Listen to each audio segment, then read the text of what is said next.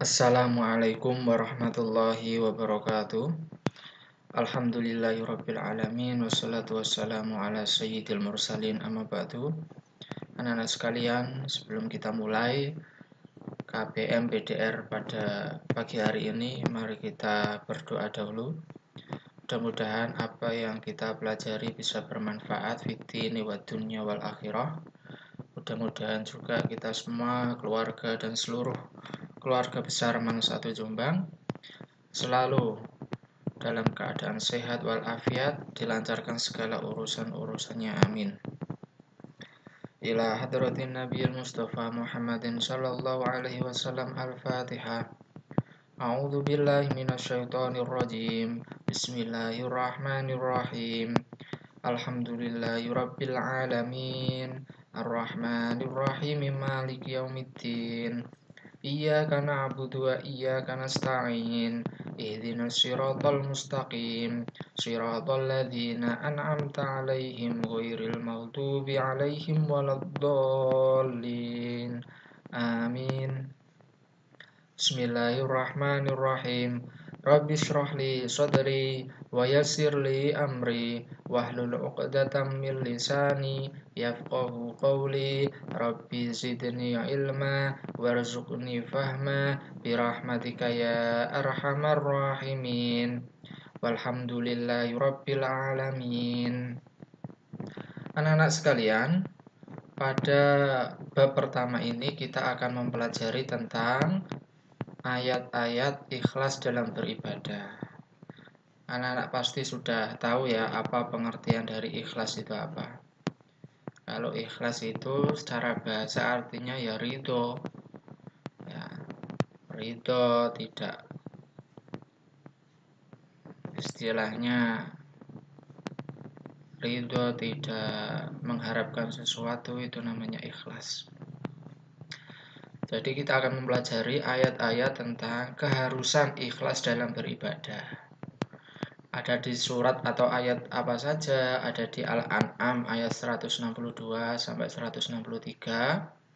Kemudian Al-Bayyinah ayat 5 dan Az-Zumar ayat 2. Jadi paling tidak ya anak-anak itu bisa mempelajari ini 4 bagian. Yang pertama membaca ayat dengan fasih, Yang kedua menghafal dan menerjemahkan ayat, harus dihafal ya dan diterjemahkan. Yang ketiga yakni menyimpulkan konsep ikhlas beramal dalam masing-masing ayat, apa isi kandungannya. Dan yang keempat merumuskan sikap implementasi, sikapmu ketika sudah selesai mendengarkan materi ini, apa perubahan yang akan kamu perbuat. Nah, itu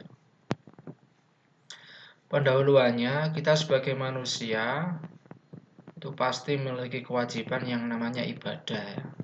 Ada ibadah yang mahdoh, ada ibadah ghairu mahdoh. Kalau ibadah mahdoh ini apa? Ibadah yang tata caranya sudah jelas. Contohnya sholat, kemudian zakat, puasa, haji, aturan, syarat dan rukun, syarat wajibnya semua telah diatur secara jelas.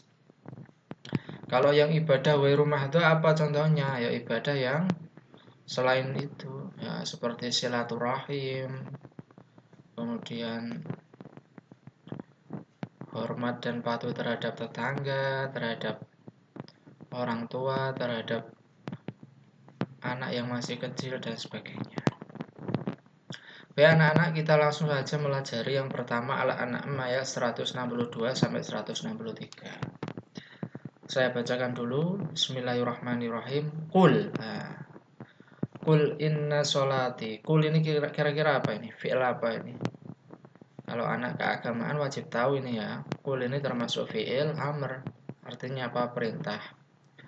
Qul inna sholati wa nusuki wa mahyaya wa mamati lillahi rabbil alamin. La syarika lahu wa bidzalika umirtu wa ana awwalul muslimin. Kira-kira dari dua ayat ini mana kira-kira kosakata yang anak-anak belum pahami? Saya kira paham semua ya. Kalau nusuki ini ya ibadahku. Kalau umirtu, aku diperintah. Artinya bagaimana? Kul, katakanlah. Inna sholati, sesungguhnya sholatku. Wa nusuki, dan ibadahku. Wa mahyaya, hidupku. Wa mamati, dan matiku. Lillahi rabbil alamin. Itu adalah untuk Allah. Hanyalah untuk Allah. Rabbil alamin, Tuhan semesta alam. La syarika lahu.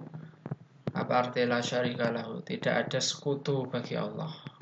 Wa bidzalika umirtu wa ana awwalul muslimin. Dan oleh karenanya saya diperintah. Diperintah apa? Ya mengerjakan ibadah. Wa ana awwalul muslimin, dan saya adalah termasuk orang-orang yang menyerahkan diri atau orang-orang Islam. Apa artinya? Kul inna sholati wa nusuki wa mahyaya wa mamati lillahi rabbil alamin. Pada ayat pertama ini memerintahkan Nabi Muhammad untuk memberitahu kepada orang-orang musyrik yang menyembah selain Allah dan menyembelih hewan bukan atas nama Allah, bahwa karena sholat dan ibadahnya semata-mata Allah dan tiada sekutu baginya. Sebagaimana perintah sholat dan berkurban hanya atas nama Allah. Kalau orang kafir, orang musyrik itu menyembah bukan untuk Allah, beribadah bukan karena Allah, tapi karena berhala. Kemudian menyembelih hewan bukan karena Allah, tapi karena untuk apa? Ataluza, Tuhan mereka. Padahal kata Allah, inna sholati wa nusuki wa mahyaya wa mamati lillahi rabbil alamin.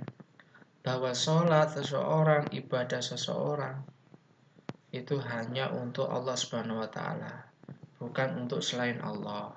Bisa dipahami ya? Di pendapat ulama Said Ibnu Jubair dan Mujahid berkata bahwa kata-kata nusuki itu berarti ibadah kurban di musim haji dan umroh. Ini menurut pendapat ulama. Sholat, kemudian nusuki. Nah, kata-kata nusuki ini menurut Ibnu Hajar merupakan ibadah kurban di musim haji. Sekarang apa yang dimaksud dengan hanyalah kepada Allah, lillahi rabbil alamin? Ini semangat kepatuhan terhadap perintah Allah itu ditunjukkan Rasulullah yang menyerahkan seluruh kehidupannya dan wafatnya hanya untuk Allah Subhanahu wa taala. Jadi wa mahyaya wa mamati, kehidupanku dan matiku hanya kepada Allah. Nah ini sudah ditunjukkan Rasulullah bahwa seluruh kehidupan Rasulullah bahkan sampai wafatnya hanya untuk Allah Subhanahu wa taala. Artinya apa? Segala tingkah laku, perbuatan selama Rasulullah wafat yaitu untuk Allah semua, untuk menyebarkan ajaran agama Allah. Kita harus meniru Rasulullah. Bagaimana tata caranya, Pak? Ya harus kita niati segala apa yang kita lakukan dari bangun tidur sampai tidur kembali itu hanya untuk Allah Subhanahu wa taala. Anak-anak buka grup WA, kemudian membuka YouTube untuk mempelajari bab Al-Qur'an hadis. Ya harus diniatkan bahwa apa yang aku lakukan ini hanya untuk Allah Subhanahu wa taala, untuk nguripi agama Islam. Nah, gitu. Supaya saya bisa paham agama Islam, supaya saya bisa mengamalkan ajaran-ajaran agama Islam. Nah, itu yang betul. Jadi semuanya hanyalah kepada Allah Subhanahu wa taala. Penjelasan dari kandungan ayat di atas berupa kewajiban bagi setiap muslim untuk beribadah apapun dengan ikhlas dan tanpa ada tujuan lain selain kepada Allah Subhanahu wa taala. Jadi anak-anak ketika beribadah, ketika ke sekolah, ke madrasah, ketika belajar PDR hanya kepada Allah niatnya, tidak boleh kepada yang lainnya. Apa ada? Ya ada. Anak-anak umpama sholat Jumat karena apa? Karena disuruh orang tua. Nanti kalau nggak sholat Jumat nanti takut dimarahin. Anak-anak mengerjakan PR atau mengerjakan tugas, niatnya bukan karena Allah, tapi karena takut sama guru. Lah itu nggak boleh. Jadi segala sesuatu harus ikhlas semua hanya kepada Allah Subhanahu wa taala, niatkan untuk beribadah. Anak-anak makan sarapan pagi ya diniatkan untuk ibadah hanya kepada Allah. Ya Allah, saya niat sarapan supaya saya bisa mengikuti BDR dengan lancar. Itu namanya ikhlas. Jadi ikhlas itu apa? Murni, asli, hanya pada Allah Subhanahu wa taala, tidak bergantung pada makhluk atau sesuatu atau seseorang. Nah, itu namanya ikhlas. Bisa dipahami ya? Jadi kul inna sholati wa nusuki wa mahyaya wa mamati lillahi rabbil alamin. Salatku, ibadahku, hidupku, lah ini hidupku, segala sesuatu. Sejak dari bangun tidur sampai tidur lagi, wa mahyaya wa mamati lillahi rabbil alamin. Kemudian ayat selanjutnya, la syarika lahu wa bidzalika umirtu wa ana awwalul muslimin, tidak ada sekutu bagi Allah. Apa maksudnya? Jangan sampai kamu beribadah atau melakukan ritual-ritual ibadah, kamu tujukan bukan karena Allah tapi karena makhluk lain. Contohnya siapa? Kepada penghuni jin, setan dan lain sebagainya. Ingin cepat kaya, langsung pergi ke pohon yang besar, umpama minta-minta, lah itu nggak boleh. Karena kenapa? Kita minta-minta itu hanya kepada Allah Subhanahu wa taala. La syarikalah, tidak ada sekutu bagi Allah. Wa bidzalika umirtu wa ana awwalul muslimin. Nah, ini. Dan oleh karenanya saya diperintah apa? Ya diperintah untuk ini. Salat, ibadah, kehidupanku dan hidup hanya kepada Allah Subhanahu wa taala. Wa ana awalul muslimin, karena saya termasuk orang-orang Islam, termasuk orang-orang yang pasrahkan dirinya kepada Allah Subhanahu wa taala. Ini anak-anak dua ayat mengenai ikhlas dalam beribadah. Yang kedua surat Al-Bayyinah ayat 5. Ini ayatnya, bismillahirrahmanirrahim. Wa ma umiru illa liya'budullaha mukhlishina lahuddin lahuddina hunafa wa yuqimus sholata wa yu'tuz zakata wa dzalika dinul qayyimah. Ini Al-Bayyinah ayat 5 ya, yang biasa kita hafalkan. Ini arti kosakatanya, hunafa itu lurus atau murni, dinul qayyimah itu apa? Agama yang tegak. Artinya bagaimana? Artinya wa ma umiru, dan mereka itu tidak diperintah illa liya'budullaha, kecuali hanya untuk beribadah kepada Allah, mukhlisina, secara ikhlas ya. Mukhlisina lahuddina hunafa, ini intinya itu secara ikhlas hanya kepada Allah Subhanahu wa taala. Wa yuqimus sholata, dan mendirikan salat, wa yutuz zakata, dan menunaikan zakat, wa dzalika dinul qayyimah, dan itu termasuk agama yang tegak, agama yang bagus. Sekarang kandungan ayatnya. Apa kandungan ayatnya? Kandungan ayat tersebut berupa perintah Allah Subhanahu wa taala kepada kaum Yahudi dan Nasrani supaya menyembah Allah, Tuhan yang Maha Esa dan tiada sekutu baginya, illa liya'budullah yang tadi. Keterangan tersebut telah Allah sebutkan di dalam kitab Taurat dan Injil. Hal ini menunjukkan bahwa seluruh ajaran yang dibawa oleh Nabi sebelum Nabi Muhammad mengajarkan hal yang sama, yakni mengesahkan Allah dan wajib menyembah dengan ikhlas. Perintah memurnikan ketaatan kepada Allah, mukhlishina lahuddin, itu tadi adalah membersihkan semua ajaran dan kemusyrikan. Ini ya yang harus diketahui. Membersihkan semua ajaran dan kemusyrikan. Contohnya, ada orang mukmin ditimpa musibah, mama. Dodolane gak payu-payu, gak dapat untung yang banyak. Kemudian dia tidak lari kepada Allah, tapi larinya selain Allah. Siapa? Ke dukun, kemudian jima-jima dan lain sebagainya. Lah itu enggak boleh. Harus liya'budullaha mukhlishina lahuddin, menyembah kepada Allah dan memurnikan ajaran agama Allah. Kemudian di bagian akhir ayat Allah mengikutkan perintah mendirikan sholat, nah ini, dan menunaikan zakat dan mentauhidkannya. Ini sangat penting ya. Jadi seorang muslim selain wajib untuk ikhlas segala sesuatunya kepada Allah, ya jangan lupa sholatnya, jangan lupa zakatnya, jangan lupa memurnikan tauhidnya. Nah ini. Mengapa? Ya karena sholat itu termasuk salah satu yang pertama kali dihisab besok di yaumil kiamah. Mengapa kok menunaikan zakat? Ya karena termasuk amalan yang soleh untuk membantu sesama. Jadi kalau anak-anak sudah wajib zakat, wajib membayar zakat kepada orang yang berhak, fakir, miskin, dan seterusnya. Itu anak-anak ya. Al-Bayyinah ayat 5. Kemudian yang ketiga, ini surat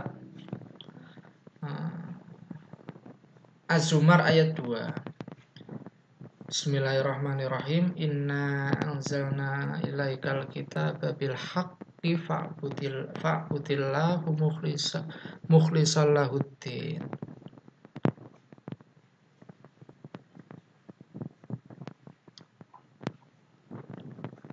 Ini ya. Apa artinya? Sesungguhnya kami menurunkan kepadamu kitab, ya, berupa Al-Quran, dengan membawa kebenaran, bil haq gitu loh, membawa kebenaran. Maka sembahlah Allah dengan memurnikan ketaatan kepadanya. Ini mukhlishan, orang yang ikhlas, atau dalam bahasa lain orang yang memurnikan agama Allah, memurnikan ketaatan kepada Allah. Ayat tersebut menjelaskan bahwa Allah Subhanahu wa taala mewahyukan Al-Qur'an kepada baginda Nabi yang berisikan rambu-rambu kehidupan menuju kebenaran yang mutlak. Rangkaian pesan yang telah termaktub di dalamnya. Semuanya menawarkan aturan-aturan yang apabila umat Islam mengikutinya, maka keuntungan dan kebahagiaanlah yang akan didapatkannya. Aturan-aturan itu bersumber dari Tuhan sang pemilik alam semesta ini yang sudah tentu menguasai segalanya dan tidak mungkin atau keluar dari jalan tersebut. Dengan kekuasaannya itulah manusia diperintah untuk menyembah Allah dan tidak menyekutukannya dengan apapun. Bahkan dia memerintahkan Rasulullah untuk menyampaikan berita ini kepada umat manusia, termasuk meniadakan saingan atau tandingan baginya. Jadi intinya sama. Ya. Jadi perintah untuk menyembah Allah dan memurnikan ajaran agama Allah, mukhlishan itu loh. Itu berarti ikhlas dalam hal ini adalah memurnikan ketaatan kepada Allah Subhanahu wa taala. Bisa dipahami anak-anak ya. Ini materi pada pagi hari ini. Mudah-mudahan apa yang saya sampaikan bisa bermanfaat. Kurang lebihnya mohon maaf. Wallahul muwaffiq ila aqwamit thoriq. Wassalamualaikum warahmatullahi wabarakatuh.